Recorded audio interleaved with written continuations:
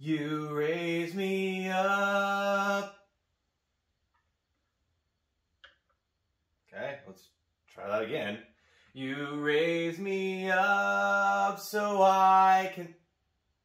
What the heck? Well, I can't put on a show for you. The very least I can do is show you how to fix this. That's right, it's a pretty common issue with these machines that the bolt arm lever just breaks. Well, it's a little plastic piece that looks just like this. It's called the bolt arm lever assist. And we do have these in our store. If you'd like to see that, we'll go ahead and link it in the description. It's a MrMixer.store. Anyways, this little piece right here, sometimes it just cracks, it breaks, and it just renders the function of the lift useless. So let's fix it. I'm a little slow to get started this morning. So I was at a wedding this weekend. I was a groomsman, and well, me and the boys, we got a little, pun intended. Before we get started here, I have to stretch it out. Make sure I don't pull a hammy, do some calisthenics here. I tell you, I was in charge of keeping the life of the party going. I was out on the dance floor for like, I don't know, at least 3 hours straight, just cutting up a rug. And I tell you, I am sore. I haven't moved like that in a long time. All right, before we get started, this is the Professional 600 Pro 5 Plus model of machine, right? This has a lever assist as well. These can also break. It's the same exact part, but the disassembly is a little bit different. We'll be showing this in a different video. If we're being honest, me and this machine got a lot in common right now because I'm feeling a little broken myself, but I think we can handle it. All right, that's enough of my stupid puns. Let's get to work. So today we're going to be looking at the Kitchenaid commercial, which is, akin to the K5SS, K5A style of machine. Just a very few subtle differences, but the body is exactly the same. Now, the cool thing about these models is they did come with an overload switch, so if you got too much power coming to the machine, it'll actually just pop a switch in here, and you can just click this little button, it'll pop the breaker, and then it should be good to go again. Honestly, the only difference between this machine and the machine you're working on, I'm assuming you probably don't have the commercial, some of you might, but these bolts right here, on your machine, there'll actually be a Phillips head screw right here. These are actually just a big bolt, if you take a look at it there. So the first thing we're going to want to do is go ahead and take these bolts off. Now, I got to figure out what size these are. Alright, so I figured it out. I'll be looking for a 1/2 inch here. I believe this is going to fit perfect like a glove. Yeah, so I'll be needing a 1/2 inch. For you guys at home, you really want a Phillips 3 or a Phillips 4. Right here, like I said, there's going to be a Phillips channel for you to loosen there. If you use a regular Phillips head, we'll take a look and compare the two here. You can just see the regular Phillips 2, which is like the standard size of Phillips head screwdriver, is just too small to fit into those bolts. You'll want a 3 or 4. It has a little bit of a fatter head. It allows you to get a better grip so you don't strip out your bolts. Now, as you can see here, this machine is leaking some grease. It's just kind of leaking all over the place. It is a little bit older machine. I'm assuming if you're having to do this fix, you probably need to do a regrease too. Now, regrease is something we should be doing every few years with these machines. So, if you're doing this fix, it's probably a good time for you to go ahead and do that as well. We'll go ahead and link that at the end of this video. Okay, the show must go on. We're going to go ahead and start loosening these bolts here. Now, you want to start with the front two, and you want to leave one in the back for last, because what will happen is as you start to loosen these, if you don't have one in the back, this head can just topple off. So leave one in the back.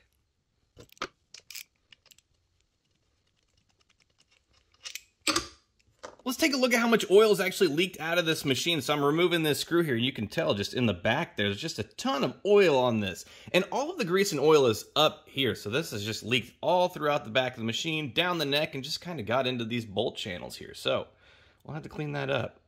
So now that we got 3 bolts off, like I said, we want to leave one in the rear. I've gone ahead and I've left one over here in this corner. Take a look as I start to loosen here what I'm talking about.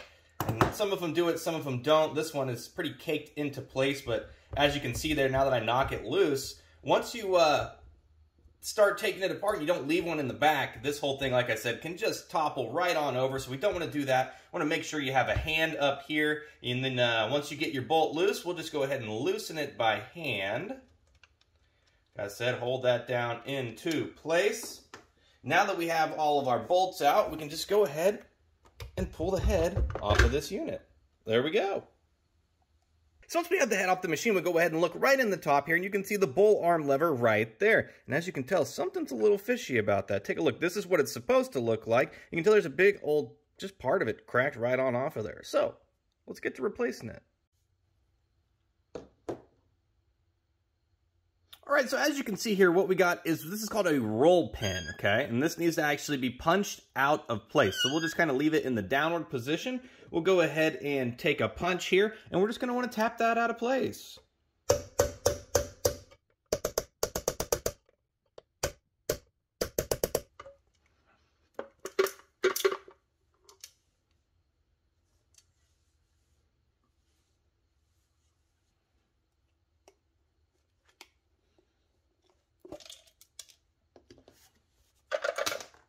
As you can see, we got that roll pin kind of punched out of place there. We'll just go ahead and set that off to the side for now. Now, this is actually going to be free to just pull this lever out of place. What I like to do is I like to get a good hold on this here lever assist, just to keep it from falling. If it falls, it's not a big deal, but I like to grab it, get a hold on it, and then I'll grab the arms here and I'll pull up on them to just kind of expose this whole unit here. Now, some of the machines will not have the roll pin that I removed. Some of them will have a screw in that place, and some of them might have like a cotter pin there. There's several different variations that I've ran into. I would say a majority have either the roll pin or a screw that you just, Phillips head screw, you just remove. Same thing, but you got to take that out to get the lever out. So we got the lever out.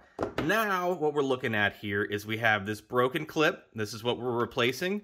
And then if you take a look right here on the other side, there is a cotter pin right here. And so a cotter pin has these two little prongs on it. So we're going to take some needle nose pliers and we're going to have to bend those down so they're straight. And then we're going to pull up on this head here and pull this cotter pin out. So let's do it. Here's a better look at what I'm talking about here. You can see there's a little loop there, and then it's got two little ties on the end. There's one there and one over here. These are what we're going to be bending down and straight. Just grab you a pair of needle nose pliers, and like I said, just kind of bend them down into place.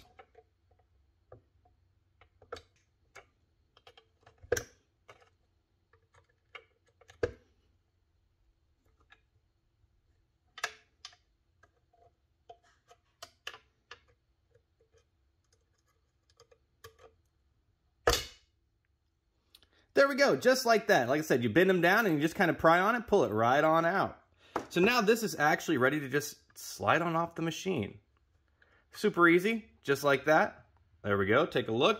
And we'll go ahead and throw the new one into place. Now remember, you want this little channel to be facing away from the lever. So whichever side the lever goes in on, you want the locking channel that locks the screw or the roll pin to be away from it. So just in this orientation, just like that. We'll go ahead and slide that off to the side a little bit. And then we can go ahead and get our roll pin, or excuse me, our cotter pin, and we can go ahead and put that back into place. Now may be a good time, if it make it a little bit easier for you, to go ahead and drop this back down a little bit, get your lever back into place there, just so you can get both hands on this pin. We'll go ahead and straighten this out. You can replace these. Any old hardware store will have a little cotter pin like this, but we're gonna go ahead and straighten this one out and reuse it. So I'm gonna do that real quick. There we go. As you can see, I have straightened that thing up back into place. It's pretty straight. I mean, I might leave it a little more there. That should be good. So we're gonna go ahead and now we'll go ahead and pull our lever back on out of here. Again, make sure you got a good grip on everything so you don't lose it. We're going to pull this back up here, and we're just going to slide this cotter pin back down and lock it, secure it into place.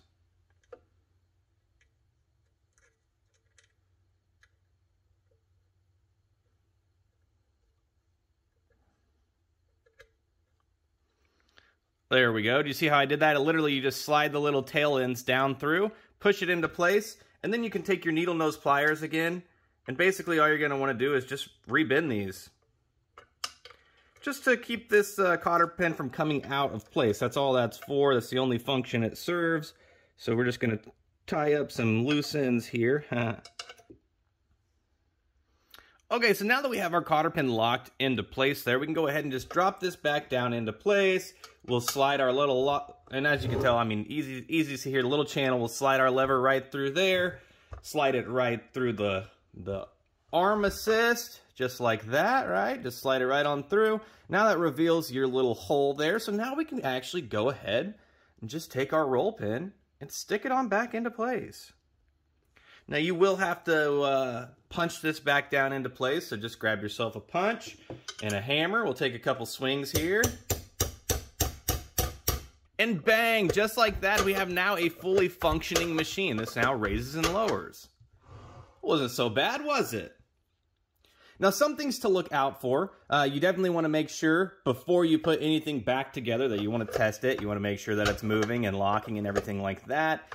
Because it is a possibility, you know, maybe your cotter pin here, the tails aren't pinched enough and it's catching on the side. This pin right here, if you leave it sticking out too far this way, as you can tell, it'll catch on this lip right here and it won't want to raise and lower. So you want to make sure that that's evened out and that everything's functioning. But now we're good to go. So there are a few subtle differences that you might have ran into along the way. Let's take a look here. So for example, another thing that you might have ran into is this cotter pin right here. It might not actually be a cotter pin. It could be an external snap ring. It'll look like a kind of like a half C looking thing with clips, and it just kind of snaps onto it. Literally just take a pair of needle nose pliers. You can pop it right on and off. It does the same function as the cotter pin, just a little bit different tool for the job. As always, if you're taking these machines apart, it's a good time to just give them a nice little clean here. We want to get some of this oil residue off of here, so we're just going to scrub it real quick. There we go, just like that. What a difference that made. Just a little tiny wipe, got a whole bunch of those oil stains off of there. Just, you can't even see this, but it just makes your job a little cleaner. Believe it or not, that's actually the end of this job. Let's go ahead and put it back together real quick, though.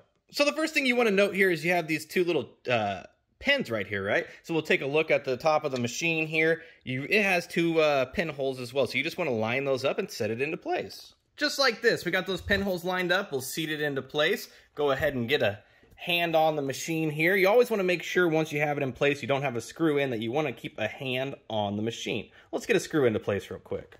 There we go. Like I said, keep a hand on it, get ourselves a screw here, and we'll just go ahead and screw it into place. Now remember, righty-tighty, lefty-loosey.